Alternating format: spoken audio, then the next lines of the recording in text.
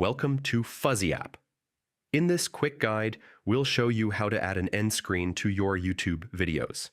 Adding an end screen is a great way to keep viewers engaged by suggesting more videos or encouraging them to subscribe.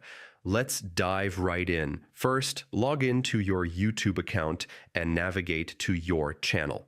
Once there, under your channel name, click on Customize Channel, or you can go to YouTube Studio by clicking your profile picture in the top right corner and selecting it from the drop-down menu.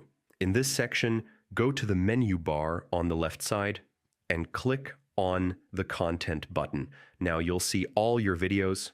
Click on the video to which you want to add the end screen, then click the Details button. Once you're in the video details, scroll down, and you'll find the End Screen button at the bottom right. Click on it. In the End Screen section, you'll see options to add end screens at the end of your video. You can choose from pre-made templates or customize the end screen to fit your style. For example, you can add options like video or playlist to suggest another video or a playlist from your channel, subscribe button to encourage viewers to subscribe to your channel. You can drag and resize the elements to place them wherever you want on the video. The best practice is to keep them in the corners to avoid blocking any important content.